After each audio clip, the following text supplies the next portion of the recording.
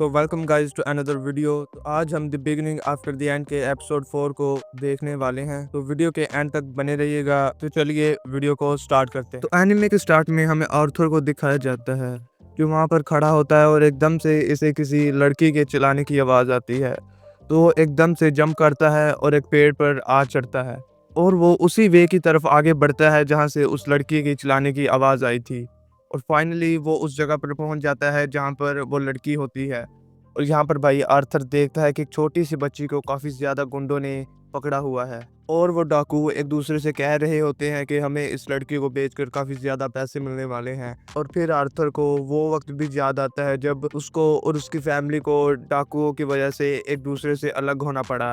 और फिर इसे सिल्विया की भी याद आती है कि शायद इसी दिन के लिए सिल्विया ने इसे इतना ताकतवर बनाया। और फिर वो सारे डाकू उस छोटी बच्ची को एक गाड़ी में फेंक देते हैं और फिर वो डाकू आगे बढ़ने शुरू हो जाते हैं और आर्थर इनका पीछा करना शुरू कर देता है। यानी कुछ वक्त बाद जब अंधेरा होने लगता है तो वो डाकू एक जगह पर स्टे करने के लिए रुकते हैं। और इधर आर्थर देखता है कि मुझे जल्द से जल्द कुछ करना होगा वरना वो बच्ची को नुकसान भी पहुंचा सकते हैं। और इधर आर्थर अपने माना कोर की प्रैक्टिस करने लग जाता है और वो सोचता है कि मुझे अभी थोड़ा और इंतज़ार करना चाहिए। और फिर आर्थर इनके वाइल्ड हॉर्न्स को देखता है और सोचता है कि आखिर ये इनकी बात क्यों मान रहे हैं। और तभी वो उनके गले में एक पट्टा देखता है और सोचता है कि शायद ये मैजिक से इन हॉर्न्स को कंट्रोल कर रहे हैं। और तभी वो कुछ पत्थर उठाता है और उन हॉर्न्स की तरफ फेंकता है और वो वाइल्ड हॉर्न्स काफ़ी ज़्यादा शोर करने लग पड़ते हैं। और तभी उन गुंडों में से एक बंदा यहाँ पर आता है और उन हाउंड्स को मारना शुरू कर देता है। और इसी चीज का तो आर्थर को इंतजार था। और जब वो डाकू उन हाउंड्स को मार रहा होता है और तभी आर्थर माना को कंसंट्रेट करके अपने हाथ पर एक तेज डैगर जैसा बना लेता है और फिर उस बंदे पर हमला करता है और एक ही बार में उसे काट कर रख देता है। और फिर एक और डाकू पहले वाले डाकू को देखने आता है और यहाँ पर आर्थर ने पहले वाले डाकू का चाकू निकाल लिया होता है और वो उसी चाकू से दूसरे डाकू की भी गर्दन काट देता है। और इसी भाग दौड़ में वहां पर तीसरा बंदा भी आ जाता है और वो ये देखता है तो उसके देखते ही आर्थर आगे बढ़ता है और चाकू से उसका पैर काट देता है। और उस बंदे के चाकू लगते ही वहां पर चौथा बंदा भी आ जाता है और फिर तीसरा बंदा चिल्ला कर कहता है कि अरे जरा बच के रहना, ये बच्चा काफी ज्यादा खतरनाक है। और तभी वो चौथा बंदा कहता है कि अरे क्या बात है, अब मुझे एक बच्चे से लड़ना पड़ेगा। तो अगर तुम एक मेज मैजिशियन हो तो तुम उस एल्फ से भी ज्यादा दाम में बिकोगे। और इधर भाई हमें दिखाया जाता है कि ये चौथा डाकू भी एक मैजिशियन है और इधर वो अपना ऑरा रिलीज कर आर्थर पर एक खतरनाक अटैक कर देता है। और फिर आर्थर यहाँ पर अपने चाकू से उस बंदे पर हमला करता है लेकिन लिटरली वो डाकू बड़ी आसानी से उसे डॉज कर लेता है। और फिर आर्थर एकदम से वो चाकू फेंकता है उस डाकू की तरफ, लेकिन वो डाकू इस चाकू को भी यहाँ पर पकड़ लेता है और आर्थर को अपनी तरफ खींचकर एक जोरदार लात मार देता है। और वो डाकू आर्थर का पैर पकड़कर उसे उल्टा कर देता है और बोलता है कि अब क्या करोगे तुम छोटे बच्चे। मगर आर्थर नीचे से ही अपनी माना का यूज करके उस बंदे के पैर और बॉडी को पूरी तरह से जला देता है। और फिर आर्थर अपने चाकू को उस बंदे की तरफ फेंकता है और वो चाकू सीधा उसके सिर में जा लगता है जिससे वो मर जाता है। और फिर आर्थर यहाँ पर तीसरे बंदे को भी मार डालता है और फिर आर्थर को उस एल्फ की आवाज आना शुरू हो जाती है। और जब आर्थर जाकर उसको देखता है तो उसकी आंखों पर पट्टी बंधी हुई होती है। वो लड़की आर्थर को देखकर तो काफी ज्यादा डरी हुई थी, मगर आर्थर उसको देखकर कहता है कि डरो मत, अब तुम बिल्कुल सेफ हो। और फिर वो दोनों इस गाड़ी में से बाहर आ जाते हैं और फिर वो लड़की आर्थर के हाथ पर एक जख्म देखती है और कहती है कि अरे ये क्या, ये चोट कैसे लगी तुम्हें, और वो सारे लोग कहाँ पर हैं जिन्होंने मुझे किडनैप किया था। और फिर आर्थर कहता है कि अरे वो सब लोग तो सो रहे हैं, तो चलो ये लो तुम्हारा बैग और मैं यहाँ से अब चलता हूँ इससे पहले कि वो लोग उठ जाएं। और लड़की ये सुनकर शॉक्ड हो जाती है कि अरे तुम मुझे यहाँ पर अकेला छोड़कर जा रही हो, क्योंकि उसे काफी ज्यादा डर लग रहा था और वो आर्थर को ये सब चीजें बता नहीं पा रही थी। मगर आर्थर कहता है कि भाई तुम तो एल्फ हो, तुम्हें यहाँ पर डरने की क्या जरूरत, एल्फ तो जंगल्स में ही तो रहते हैं।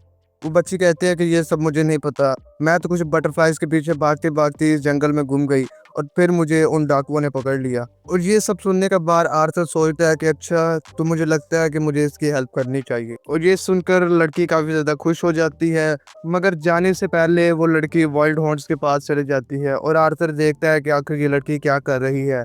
और इधर ये लड़की इन वाइल्ड हाउंड्स को रिहा करने की कोशिश कर रही होती है, मगर आर्थर इसे कहता है कि ऐसा मत कर, हमें नहीं पता कि ये वाइल्ड हाउंड्स हम पर ही हमला कर दें। मगर वो लड़की कहती है कि नहीं, हमें इन्हें रिहा करना होगा, इन्हें भी पूरा हक है अपनी जिंदगी गुजारने का।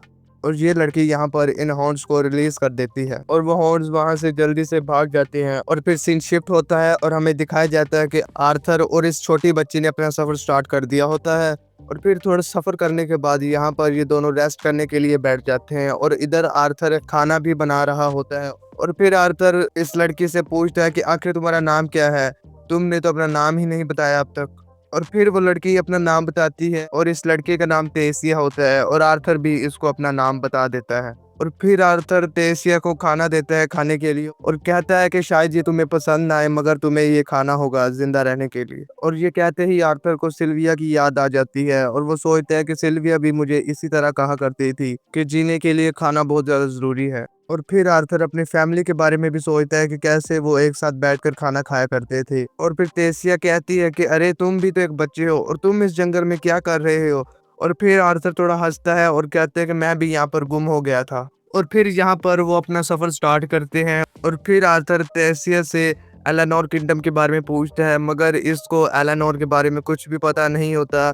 और वो कहती है कि ये एक एल्फ किंगडम है और ये काफ़ी ज़्यादा खूबसूरत जगह है। और फिर वो काफ़ी ज़्यादा चलते जाते हैं और अपने सफ़र को जारी रखते हैं। और फिर तेसिया कहती है कि मैं बहुत ज़्यादा एक्साइटेड हूँ कि कब मेरा माना कोड रिवील होगा और जब मेरा माना कोड रिलीज़ होगा और मैं अपने मेंटोर के पास ट्रेनिंग करने चली जाऊँगी।